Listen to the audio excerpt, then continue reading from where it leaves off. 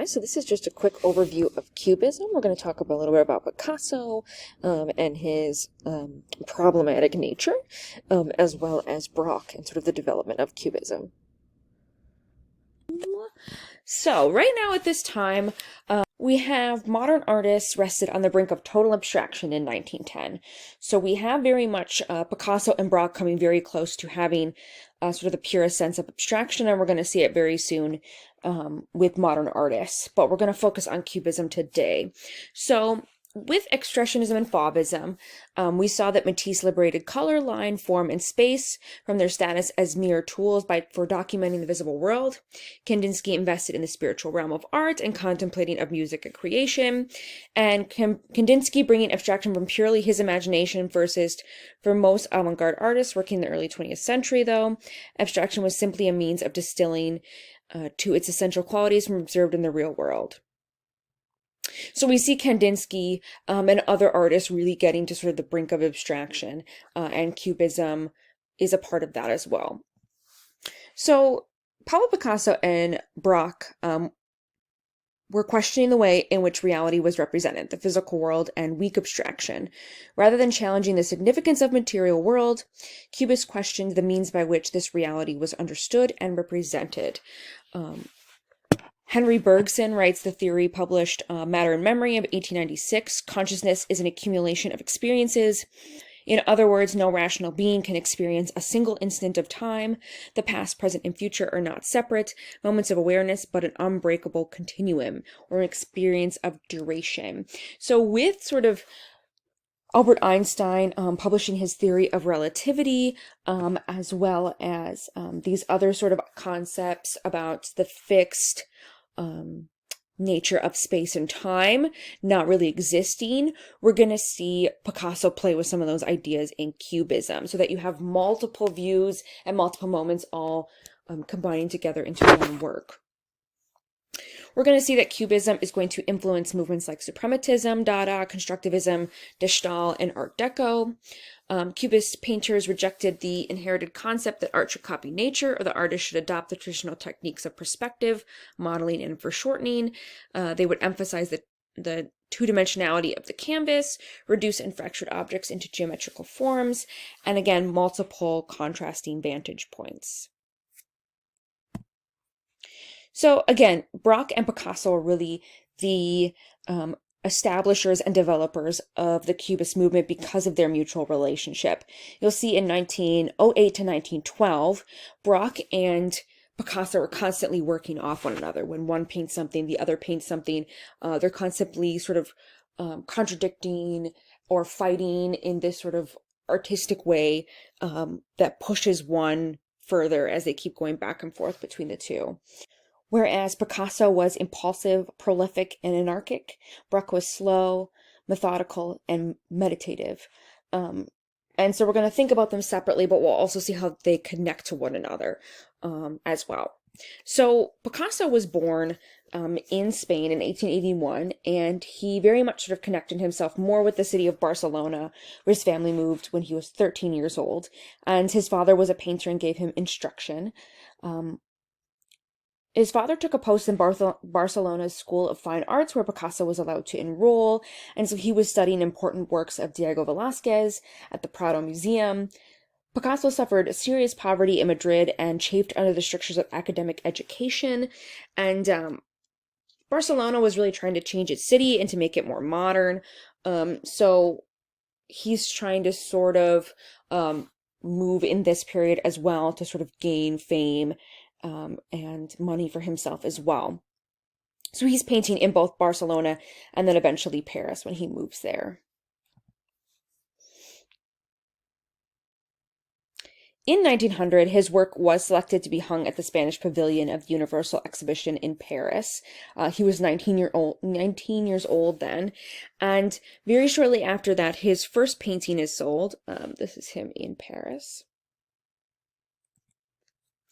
Which is Les Moulins de la Gayette, 1900, oil on canvas, which is connected very much with Renoir's work that we also saw of the same location.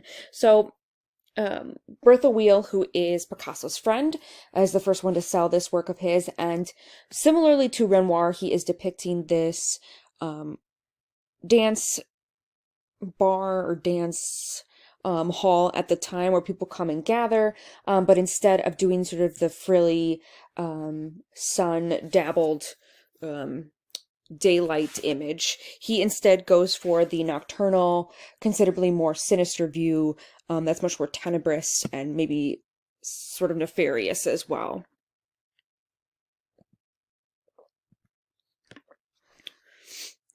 Bertha Wheel in her own right is very famous. She was the first female art dealer, and she owns the Gallery B. Wheel, called it a place of youth. She was very important as she was a Jew during this time and fought against a lot of anti-Semitism, along with giving a lot of these artists their very first sales, so Picasso being one of them, also Matisse and Modigliani. She was working with Picasso and sold his first painting before he was even in Paris. So she became very well known in the artistic community as being sort of this person who really helped artists get their start. And she very much refused to marry because she would lose power over her business, as she'd have to sort of give it over to her husband. And she never was she wasn't ever financially stable, and she did have to close because of World War II.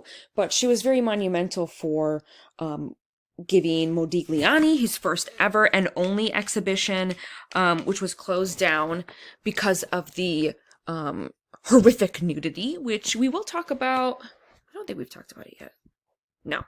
Which we'll talk about when we come back after the midterm.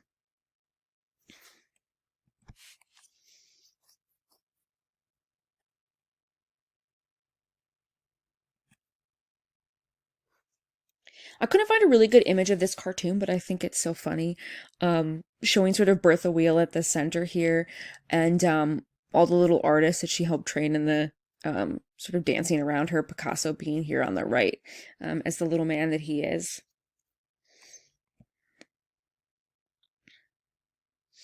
She really became important, and they were very grateful for her, many artists, because she was really the first person to encourage a lot of these artists and to sell their first work, really helping them to move forward with their career.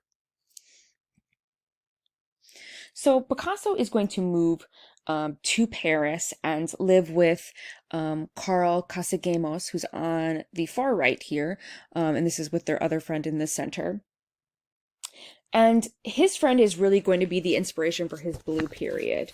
As you know, or you may be familiar, Picasso goes through these particular sort of color scheme periods, and we're going to look at the blue and rose period before we move into Cubism. And his friend, Casaguemos, was in love with this model, Germaine, and at his own sort of farewell party, he asked her to marry him, and she was already married and not really interested, and he had planned this party as kind of a farewell to himself, and it was an interesting time because a lot of these artists were all having sex with different models, Germaine being one of them, very much a time of sexual freedom in Paris, and he ends up shooting at Germaine and then shooting himself, and so after he dies, Picasso doesn't even go to his funeral, but apparently feels his death very strongly. And this is sort of the start of his blue period, in which he's sort of painting these somber works, which is interesting. But it also, I find it strange on the other hand, and we're going to talk about this a lot with Picasso, is that he's going to take up a relationship with Germaine himself, and move into the apartment with her, and have this sort of sexual relationship with her after his friend died from loving her so much. So, or supposedly. And she's going to later marry Ramon Pichet, who was a different artist in their circle. But, so when people talk about this blue period being inspired by his friend, it's a little curious to me that he sort of starts up this relationship with Germaine, and maybe that was part of the whole controversy in the first place.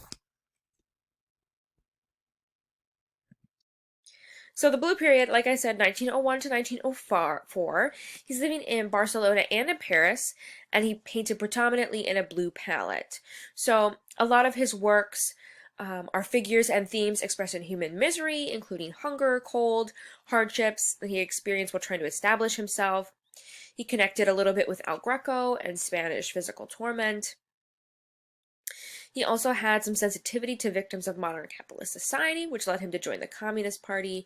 And so you can sort of see in these two images, you have the Old Guitarist, which is a very popular work by Picasso, as well as his own self-portrait on the left, which is sort of supposed to be this cold, hungry, and disappointed portrait.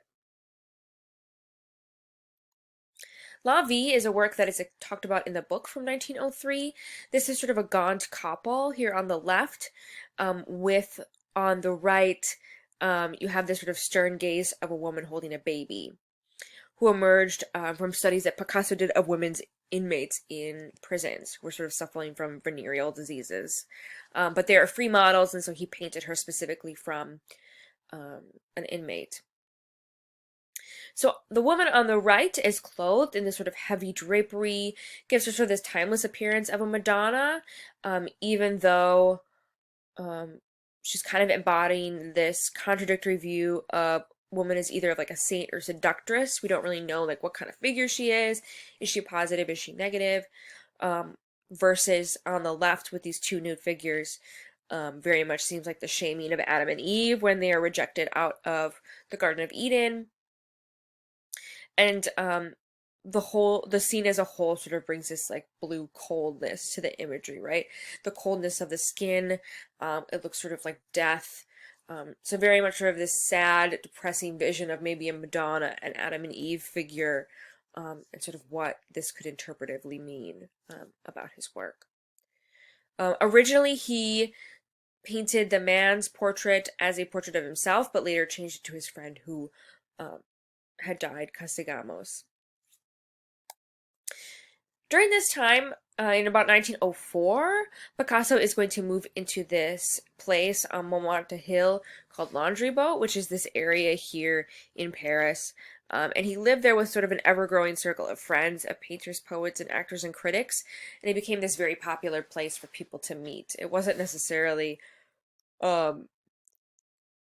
very wealthy, but it was this sort of high art area in Paris at the time. So this is what it looks like today. This is from 1910.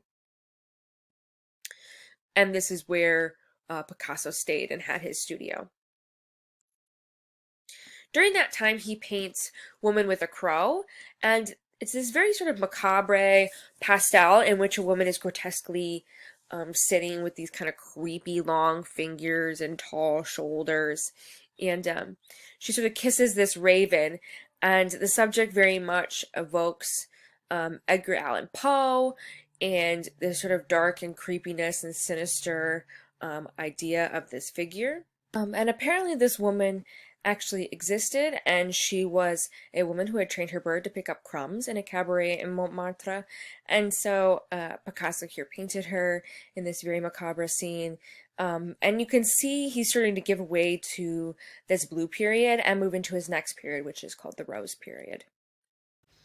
So moving into the Rose period, Picasso was very interested in saltimbanquis, which were sort of traveling acrobatic performers, and became sort of very interested with them, who were very rootless and had this kind of insecure existence on the margins of society, and liked to show them at kind of rest. And they were very sort of popular subject matter in France and Spain at the time. And he was visiting different circuses as well, and depicting these figures. This one on the left featuring Germain in it as well. This one also featured Picasso here as a sort of self-portrait as a saltimbanque.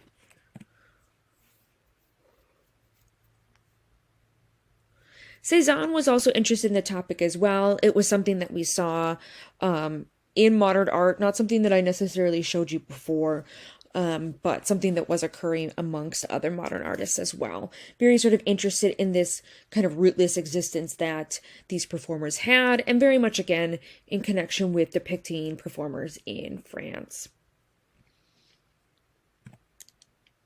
Now, as you may notice here, it's also Harley Quinn is another name for these traveling acrobats, which is where you get the name Harley Quinn from comic books as well.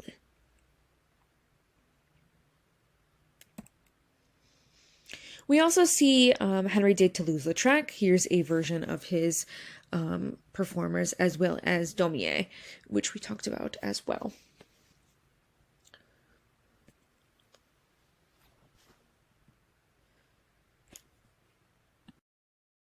Which is the family of Saltimbanquis from 1905, oil on canvas.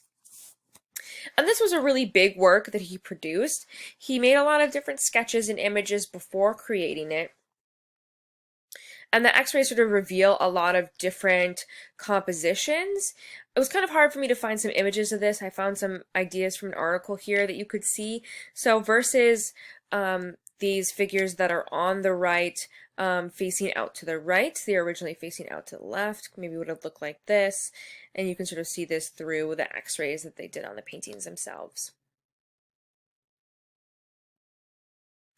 It was very strange for him to have taken this very large painting under his wing, an enormous ambition with such sort of a simple composition. That wasn't really something that people produce in this big of a sort of historic image.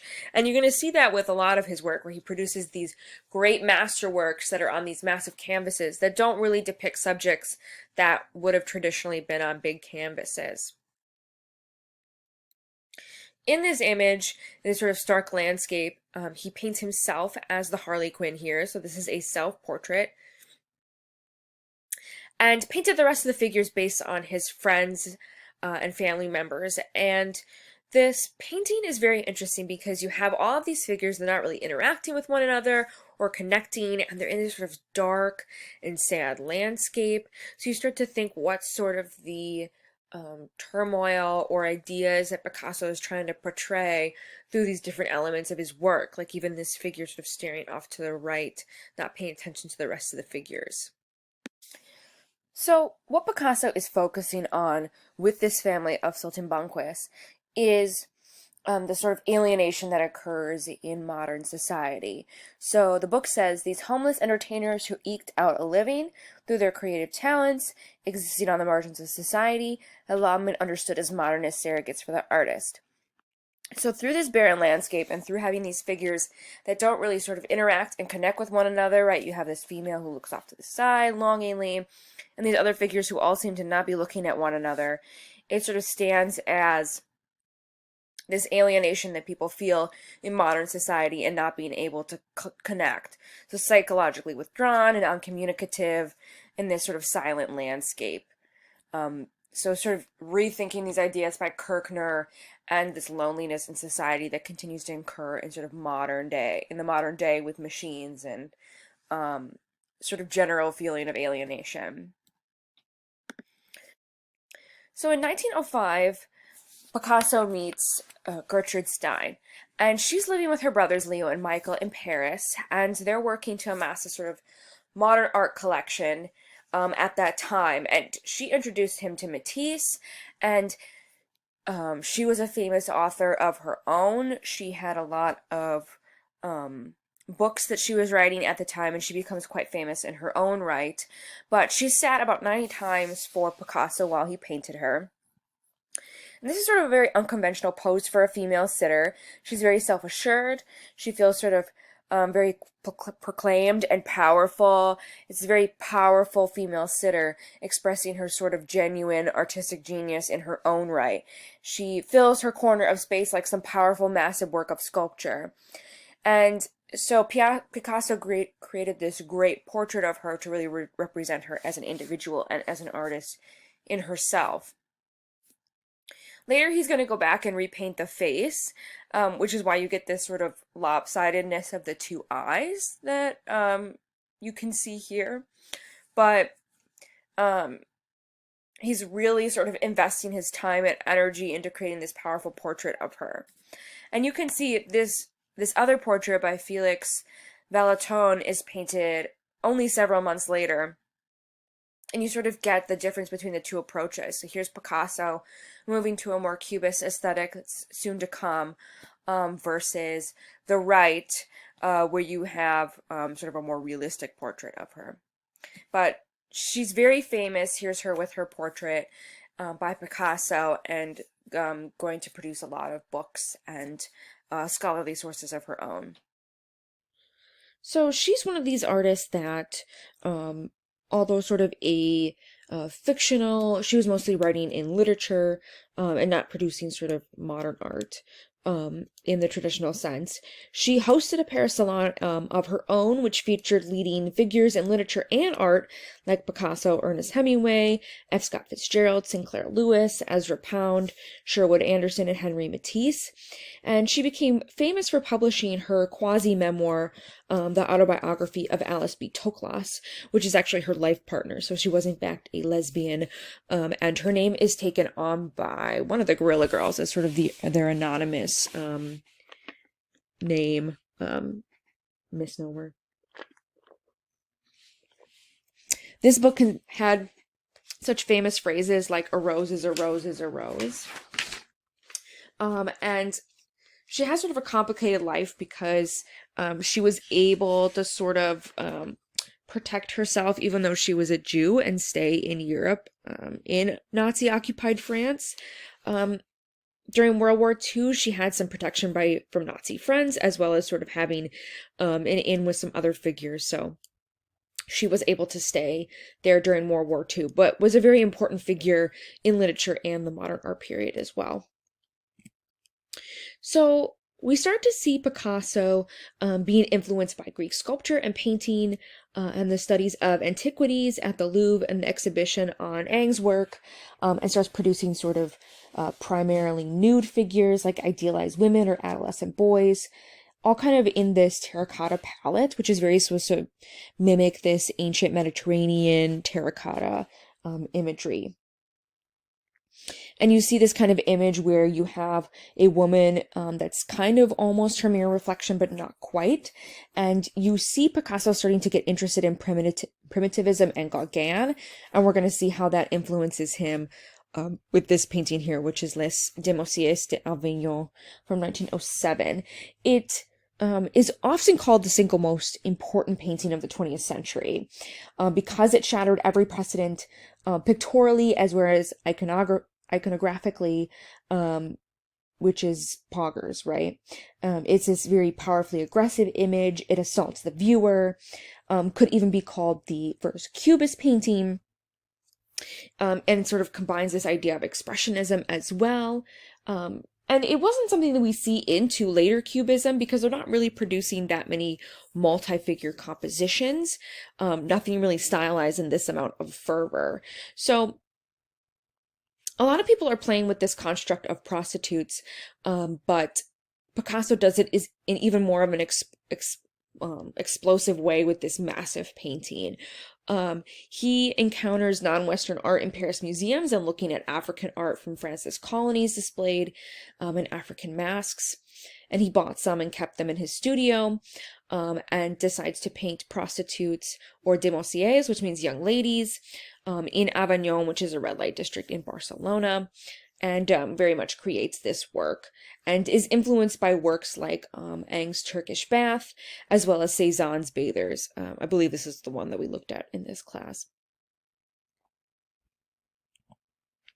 The three left figures have sort of Iberian influence with their simplified features, wide almond eyes, and their bodies are reduced to this flat, simple, interlocking angular shapes. Even the curtains are hardened with threatening shards. You have the central figure showing classical Venus poses, while the others are twisted in these kind of uncomfortable, impossible positions, many in different angles and perspectives. You can kind of look down at this bowl of fruit, but then you have this woman who's turning all the way around and showing her head. It kind of has this weird emotional tenseness. And these two figures on the right have these African artistic mask faces, very much talking about this primitive cultures, which we'll talk about in just a second. The bodies are very fractured and flattened and very sexual with their hard glares and sharp mouths.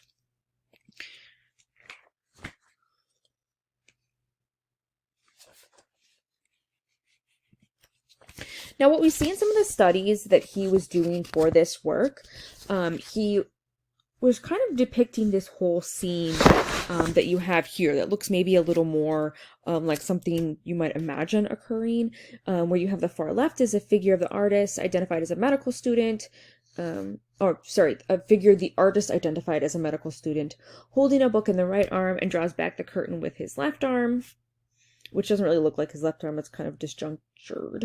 It's staged like a setting. The student encounters a provocative quintet of naked women. All of them kind of theatrically open the curtains at the right, and they're surrounded by a lone sailor who is seated before a table holding a plate of spiky melons and a Spanish flask of wine.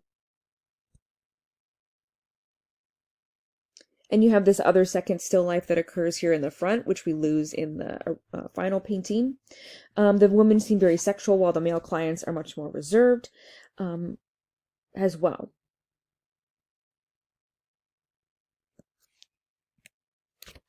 Here's some more studies of this painting.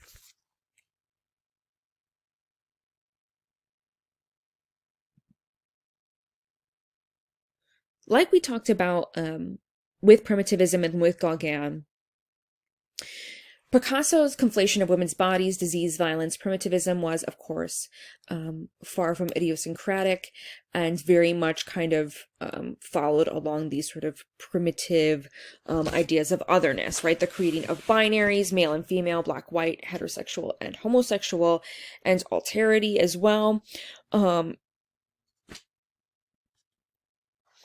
And what we have is that Picasso is engaging with this to create sort of cultural uncertainty. There was this sort of mixed feeling about some of the uprisings that were occurring in colonized nations, and creating these sort of very interesting, very tense idea, while also sort of using this idea of African masks and African culture as well. And this was in large part of the modern artists, like we've talked about with Gauguin and other artists, and we're going to still see it. And we see it even brought to life in this exhibition held in the 1980s, which was curated by William Rubin, where it showed modern pieces of art next to sort of African, Oceanic, and Native cultures to sort of compare and contrast these objects.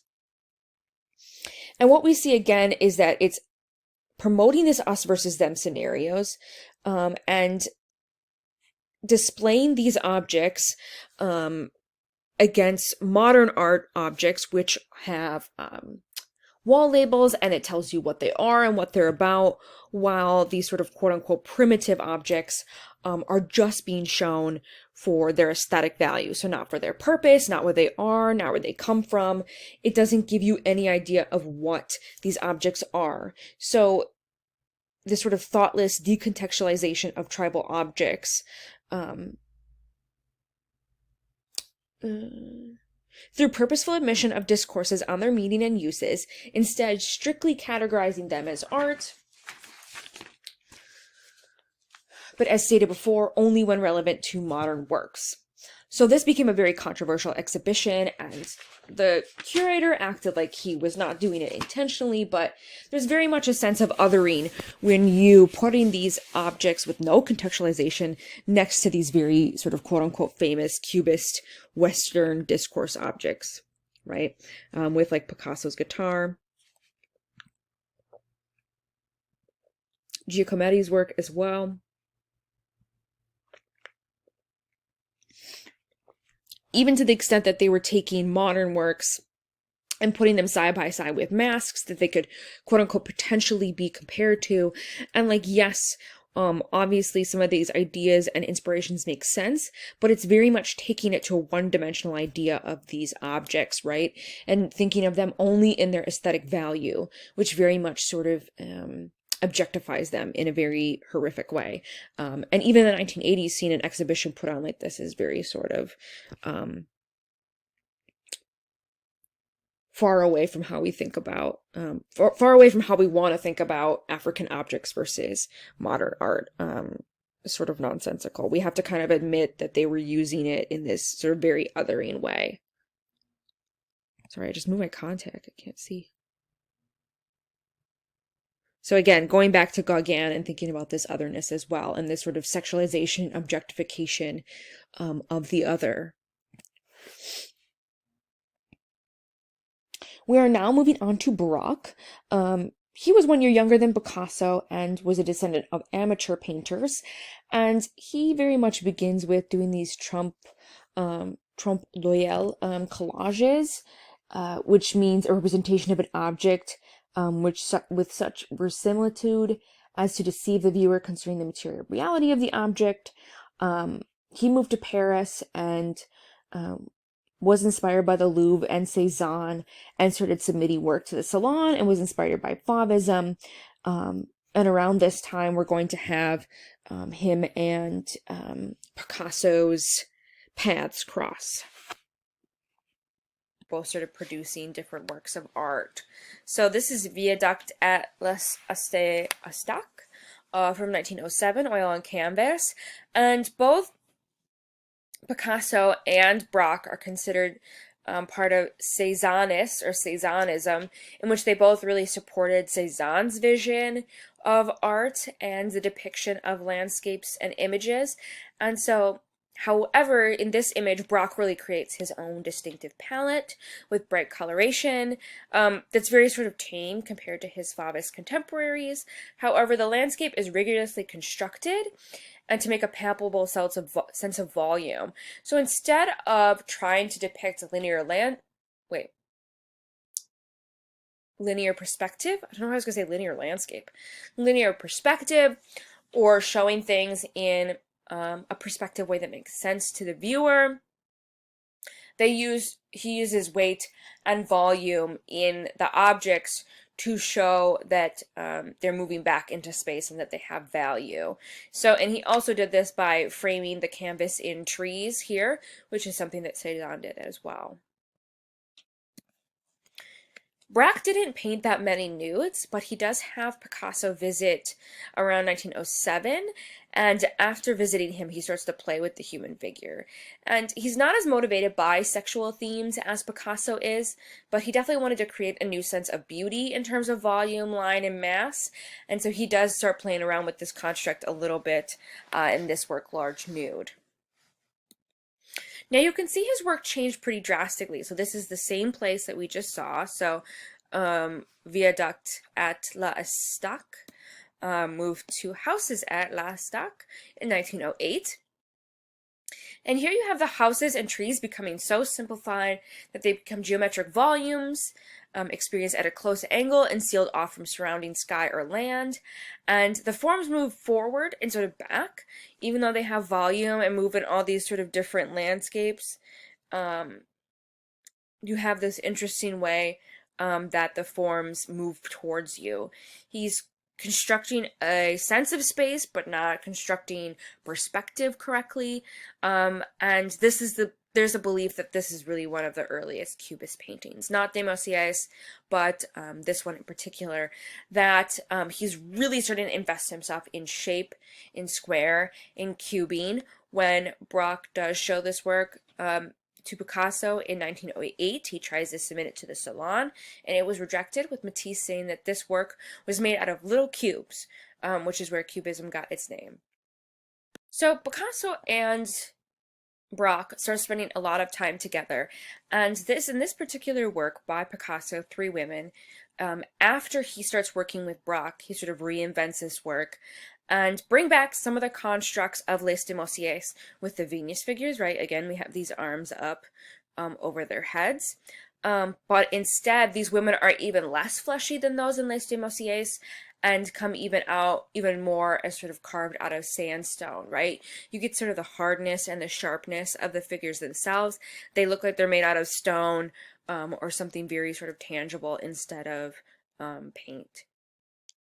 You even have them using techniques of Cézannism, such as letting planes slip away and merge with adjacent areas, even so much that you could see in this figure's hip, there's this sort of triangle shape here, and her breast on the right sort of merges in with it. So it could be the shadow of her breast or the movement of her leg. So he sort of combines this idea that Cézanne sort of projected in his work as well. Here are the Venus figures from Les de Mocias, if you forgot. Hopefully not. So this is really the time that Analytic Cubism is invented, 1910 to 1912. And it's this very short period. However, you have this Analytic Cubism where they're still focusing on the representation of objects and tradition, but recalibrating it and rethinking it in using shapes. For instance, the Cubists recognized that Renaissance linear perspective, in which spatial recession is illusionistically rendered on a two-dimensional surface by means of geometry, was simply one of many ways in which three-dimensional space might be translated into two dimensions. They believed that they could show space and volume through shape and contour and line, and so they really started to try to play with this concept in their own work. You can see Picasso really starting to learn and invest in the work of Braque when he starts to make landscapes in the Cubist form. So this is houses on the hill, Horta de Ebro. Here you have these stucco houses of the village seen from above, piled into this sort of pyramidal structure of refinement and delicate coloration. You have this painting of pale and gold and gray, and creating, again, this prismatic world where mass and space are synonymous. And even the sky itself has shapes, right? It starts to look like you have this like kind of landscape or mountainscape in the background when the sky is just sort of making up of prisms like this. Braque is very invested in producing images of musical instruments. He was very much an amateur musician in his spare time, and in this image he placed his painting palette, some music as well, and then his violin. And so he's taking objects that already exist in space and breaking them down into geometric forms. So you still get the sense that you're representing the natural world. You have the palette that's being hung on the wall with a nail, and the nail is reflected onto the palette. So you have the shadow of the nail itself. And you can really see the violin still. You still see the handle and the curling of the scroll as well. So he's very much just taking these objects and breaking them down a little further. So he's really interested in taking objects that have weight and sort of rethinking this weight and volume in a different way. Picasso's doing this a little bit with musical instruments as well. This is Girl with a Mandolin. However, Picasso is still a little bit less revolutionary than Braque because he still has these organic shapes of the arms and of the neck, and so to some extent he's still holding some of the organic shape of the object. So it's really when in 1910 when you have Analytic Cubism come to its sort of full birth, in that Analytic Cubism, in which the object is analyzed, broken down, and dissected, is the term used to describe this high phase of the collaboration. They are working in such a competitive way that they produce some of the most cerebral, complex paintings of their careers, stopped even signing their works as they almost became indistinguishable from one another. So you have sort of the intensity of their collaboration that is producing Analytic Cubism and really bringing Picasso and Braque's work together. So the book focuses on two works of art in particular. To really talk about how these artists are almost indistinguishable from one another. So here you have one on the left is by Picasso, one on the right by Braque, and you could totally believe that it could be the other way around, but both of them are reordering the physical world in their composition, even though there's the presence of an actual human figure. So, for example, Here's Picasso's. It's Accordionist, 1911. He is representing a individual playing the accordion. It's a little girl, according to Picasso, and you can sort of make out a chair and sort of the keys of the accordion. So some of the keys are here, and this chair with the little scrolls at the end. And but it still has some of the representation of a figure in it. However, they're very much sort of dissolved into the background. He's using Seurat, little pointillist brushstrokes, as well as really breaking up the form in these cubist shapes so that it's almost indistinguishable from something that is represented in the physical world. So in this work, you have Picasso breaking down the figural form as well, and Braque doing the same thing with the Portuguese, the immigrants from 1911. And here in this image, Braque is representing an immigrant on a bridge of a boat with a harbor in the background. You can kind of get the sense of a harbor in the background here because you have a kind of a rope around the harbor on the right here. However, you don't see a lot of the figure. He's really breaking down the form. Again, similarly to Picasso's. You have him, Braque, starting to use words as well, which is going to become a popular technique of, why is this so far off? A popular technique of Cubism as well. So here you have D and ball, which stands for possibly Grand Ball, which is a poster that would have been up around the city of Paris at the time. But we're going to see them start to use sort of newspaper lettering in a lot of their work as sort of a collage technique. So they're both going to take it up and expand on it as we move into this sort of next movement of Cubism. So after Picasso and Braque's move into Analytic Cubism, they move into Synthetic Cubism from 1912 to the 1920s, very much adopting collage and the use of multiple mediums and materials, so not just painting in sort of the traditional way, but very much sort of using different everyday materials as part of collage. So, for example, with Picasso's still life with chair caning from 1912, you have him using sort of a complex array of pictorial vocabularies, and it's supposed to look like objects scattered across a cafe table. You have fragments of a journal that is often used in a lot of their work, Le Journal, which is the artist focusing on puns, could refer to joueur, meaning to play, implying the illusion of the game, of this kind of object that's supposed to look like it's a table, while it's a flat sort of surface. Other objects include a knife, a goblet, a slice of lemon, and a pipe. And he's also printed, has a printing of chair caning, but isn't real, it's a facsimile. So similar to the idea of sort of creating this collage and then using this sort of faux chair caning print, Picasso is playing with the idea that art is a lie that helps us understand the truth. And then he surrounded this work with rope, which is an ironic imitation of a golden frame, making this kind of read as the tabletop. He would also do this with bottles of work like Bottle of Suze, which is a pretty popular one by him, in which he took collage together to suggest a bottle of liquor with the label, as well as a glass and ashtray with cigarette and smoke, as you can kind of see here. The newspaper suggests popular Parisian cafe activity of reading the newspaper, juxtaposed. The newspaper articles that he used are about events from the First Balkan War, and sort of contrasting these news stories with sort of Parisian frivolity of drinking in a cafe and sort of being free-spirited bohemians.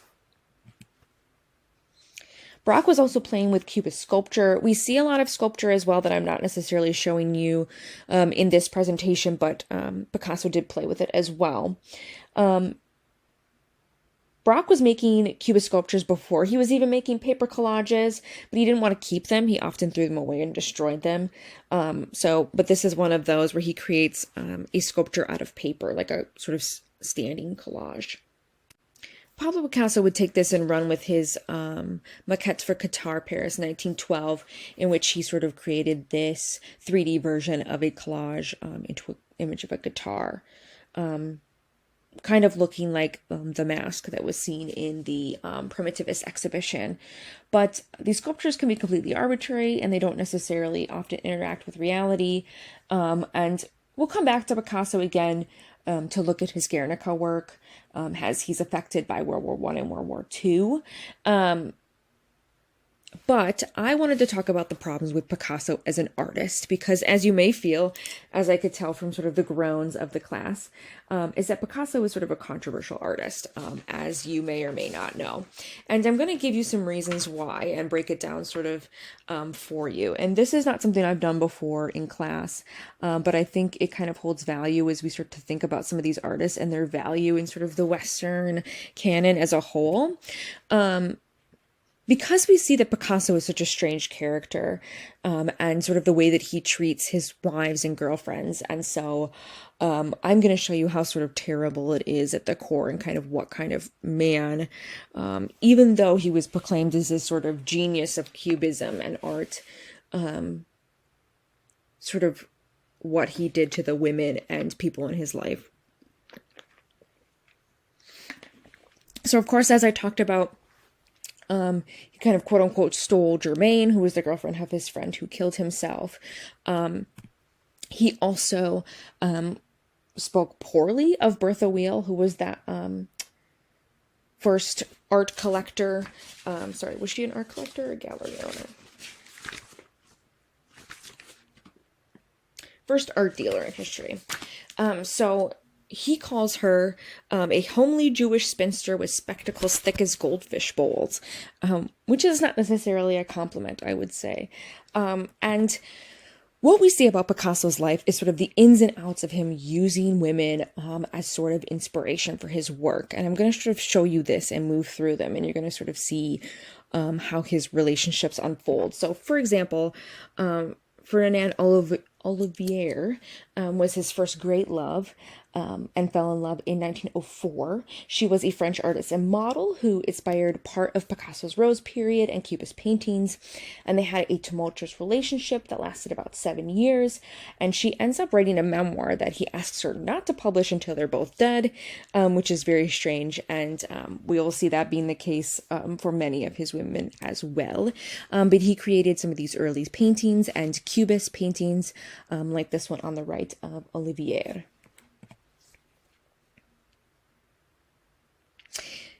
You hear that she talks about him in this very sort of strange way. She kind of was ambivalent about Picasso's growing obsession with her. His eyes implore me. He watches religiously whatever I do. When I wake, I find him at the head of the bed, his eyes full of anguish fixed on me. While he was with Olivier, he started a relationship with Eva Goul, who was her friend, in about 1911, while he was still living with Olivier. He declared his love for her with his work Marjolie, and she ends up dying of tuberculosis in 1915, and we're going to come back to her. While he was in a relationship with Eva Goul and Olivier, he was also in a relationship with Gabrielle de Pere-L'Espinasse. Again, my French is really horrific. While Goul was dying and while he was still living with Olivier, he was seeing this woman as well. And it was a secret for some time, but it came out that he was creating these watercolors in which he was writing sort of poetry to her. And so it came out eventually that he was indeed having a relationship with her while also having a relationship with these two other women.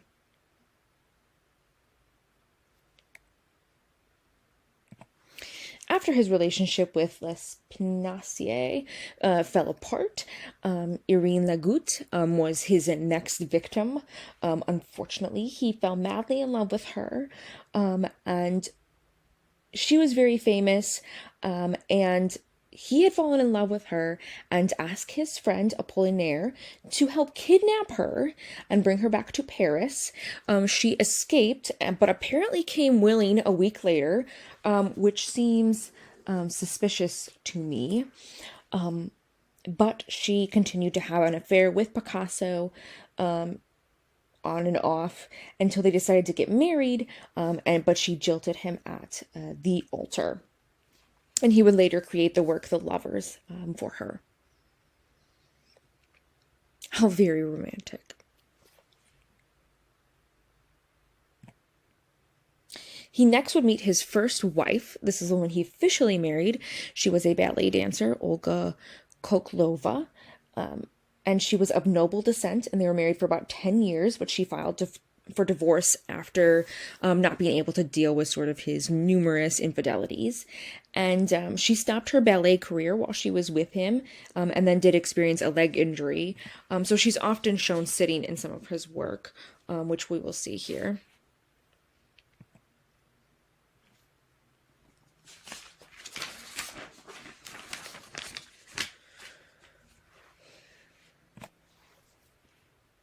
And you can see on the left here as his paintings get a little more cubist in their representation. She has their first child, Paulo, and sort of eldest son.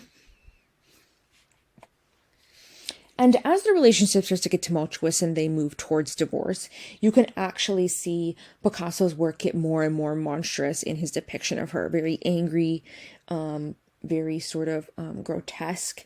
And this is the case for many of his sort of mistresses and wives, that if their relationship went sour, that he would depict them in sort of these disjointed ways, like the one on the right here, nude in a red chair. But they would break up in 1935 while he was having a relationship with Marie Therese Walker, and she would have his child in the same year that Koklova and him broke up and got divorced. Now, he met Walker and said, "You have an interesting face. I would like to do a portrait of you. I am Picasso." She was 17 years old at the time, and Picasso was 46. And they had their daughter, Maya. I have a picture of Maya in a moment. He was also doing some famous portraits of her, like this one, as well as this one here. Again, very much in this cubist style.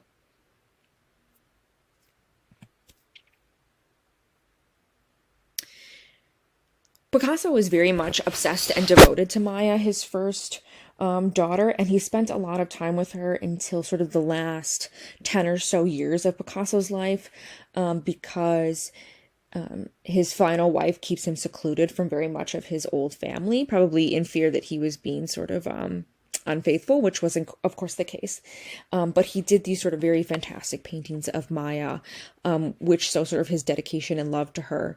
And Maya, in looking back at them, said that a lot of them were outfits that she was wearing, and activities she was doing as a young child. This is him with her on the right.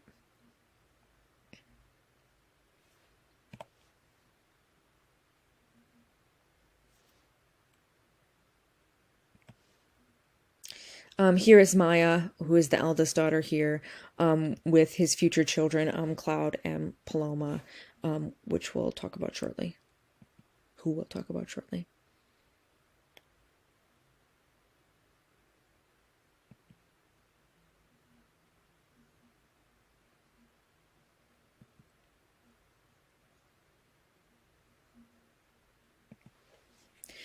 Duramar is another very famous mistress of Picasso. She was a French photographer, painter, and poet who was studying and being devoted to surrealism. We're going to look at her work. And she meets Picasso in 1935, so the same year that he had Maya. And she was very subversive and dark and glamorous in her work. And I find this photograph funny. She's on the far right here, and she looks absolutely bored out of her mind. She also was famous. She opened a photography studio of her own called Keffer Duramar, and produced many photographs as well. Picasso used her as a muse, as you can imagine. This is a portrait of her as well. But he refused to break off his relationship with Walter, and I'm pretty sure her last name is Walker. I will double check. He seems to have taken a perverse thrill in making them compete for his affections, describing a story where they came to blows in his studio as one of my choicest memories. Having initially painted Mara as a nymph or a bird, his portraits began to show her tears, notably the excruciating weeping woman, now in the Tate's permanent collection. Picasso was also abusive to Mara, physically as well as emotionally, which seemed to be a trend amongst his relationship with women, which did end up causing her to have a mental breakdown in 1943. What I think is really fantastic and interesting that's kind of ignored often about these women, as sort of, they've been kind of pushed in the corner by Picasso's sort of great genius, is that they were really phenomenal artists in their own right. So Duramar being one of them, was this really phenomenal surrealist photographer. And luckily, a lot of these dialogues have come back, that people have been starting to put on exhibitions of her work, because she really has this very sort of fantastic view of surrealist photography, and she's even kind of engaging in Cubism, as well as being photographed in fashion museums or fashion magazines as well. So she's this really phenomenal artist in her own right, and we don't even really talk about her other than sort of as the muse of Picasso, even though I find her work really fascinating and gorgeous.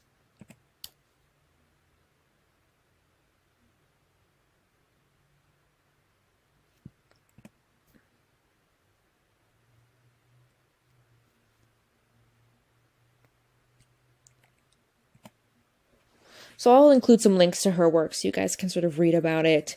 But her photography is very fantastic and dark and surrealist.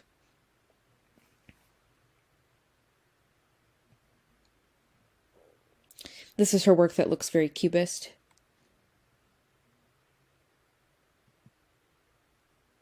This one totally blows my mind. I don't know what this is at all. I did not spend a time researching every one of these works, because you'd never get this presentation back from me.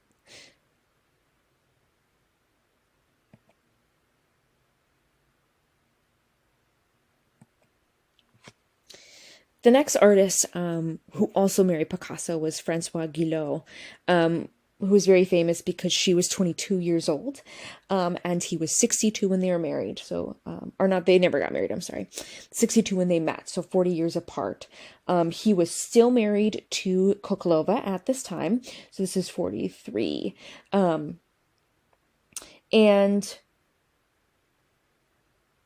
Guillot and Picasso had an intellectual attraction that led to romance, and they kept their relationship secret, but they eventually did open it up and make people aware as well, even though obviously Picasso continued to have other relationships.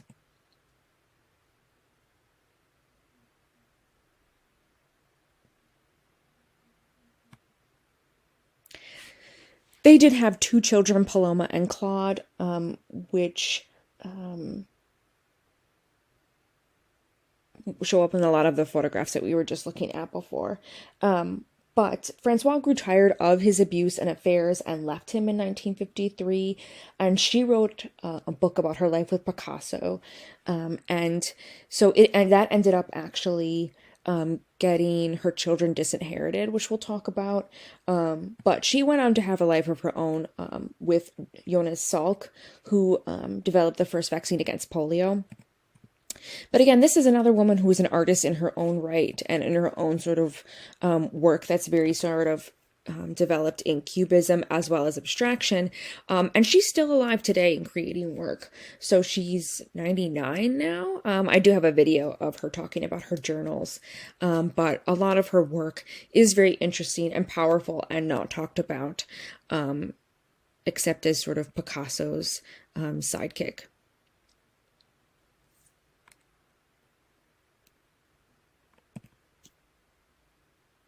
There's her here at 98, but this was last year. So his final wife is Jacqueline Rook. In 1953, he meets her, and she became his second wife in 61. Picasso was 79 and she was 34. He created a bunch of works on her as well, as you can imagine, in using women as his frequent muses. And he painted her until he died in 1973. Now, Jacqueline prevented his children, Paloma and Claude, from attending the funeral because he had disinherited them, and she did commit suicide, actually, right before said she was going to come to one of Picasso's last exhibitions, which is quite strange. But of course, during his relationship with Roque, he was still having relationships with other women, like 19-year-old Sylvette David. Again, remember, he is 79 when he is painting her, and married to Roque.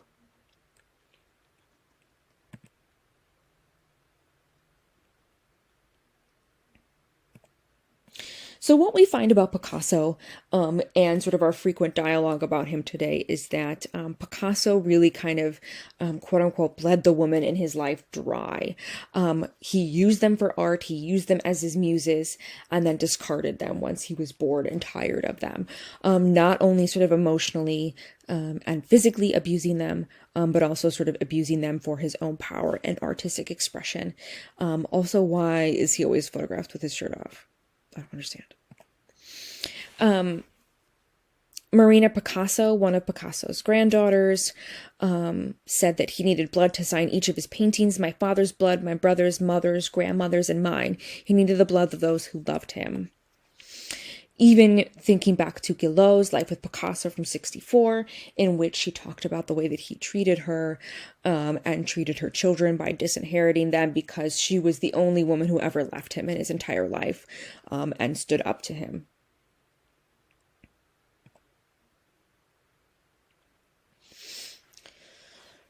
After Jacqueline Roque, Picasso's second wife, barred much of the family from the artist's funeral, the family fell into pieces. Pablito, Picasso's grandson, drank a bottle of bleach and died. Paulo, Picasso's son, died of a deadly alcoholism born of depression. Marie-Therese Walter, Picasso's young lover, between his first wife, Olga Koklova, and his new mistress, Duramar, later hanged herself. Even Roque eventually fatally shot herself. Women are machines for suffering, Picasso told Francois Guillot, his mistress after Mar. After they embarked on their affair when he was 61 and she was 21, he warned Guillot of his feelings once more. For me, there are only two kinds of women, goddesses and doormats. Marina saw her grandfather's treatment of women as an even darker phenomenon, a vital part of his creative process. He submitted them to his animal sexuality, tamed them, bewitched them, ingested them, and crushed them onto his canvas. After he had spent many nights extracting their essence, once they were bled dry, he would dispose of them. And it's crazy to me that even today, some people sort of say that he had some kind of respectful, positive relationship with these women, even though he continually treated and mistreated them. Gertrude Stein doing that in her autobiography. But I think there is a part that her work is fictional. He was also her friend. Maybe she was defending him at sort of any cost. But I've given you sort of numerous stories here, as well, that as Olivier became sick, or Koklova became sick, or Goulet was sick, he would often leave the woman for another lover. If they were sick, if they were uninteresting, he would lose interest.